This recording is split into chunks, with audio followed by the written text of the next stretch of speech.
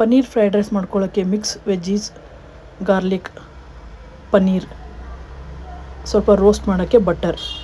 ಇವಾಗ ಒಂದು ಪ್ಯಾನ್ ಇಟ್ಟು ಸ್ವಲ್ಪ ಬಟರ್ ಹಾಕಿ ಅದಕ್ಕೆ ಕ್ಯೂಬ್ಸಲ್ಲಿ ಹೆಚ್ಚಿಟ್ಕೊಂಡಿರೋ ಪನ್ನೀರ್ ಪೀಸಸ್ನ ಹಾಕಿ 1 to 2 ಮಿನಿಟ್ಸ್ ಫ್ರೈ ಮಾಡಬೇಕು.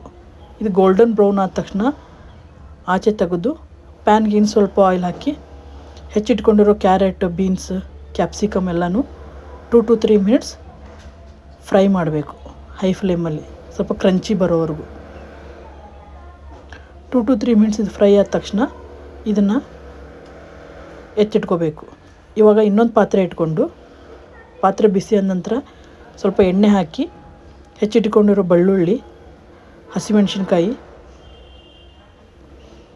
ಒಂದು ಈರುಳ್ಳಿ ಹಾಕಿ ಚೆನ್ನಾಗಿ ಫ್ರೈ ಮಾಡಬೇಕು.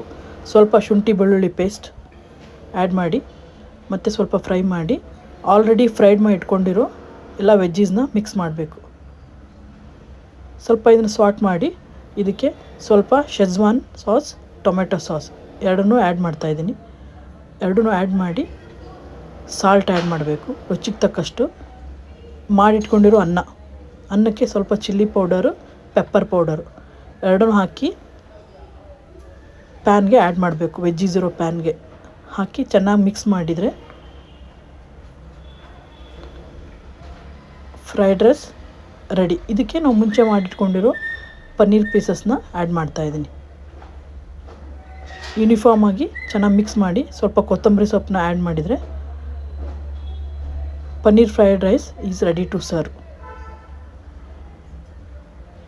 ಇದನ್ನು ಒಂದು ಬೌಲ್ಗೆ ಡಿಶ್ ಔಟ್ ಮಾಡ್ತಾಯಿದ್ದೀನಿ. Paneer fried rice is ready to serve. Thanks for watching.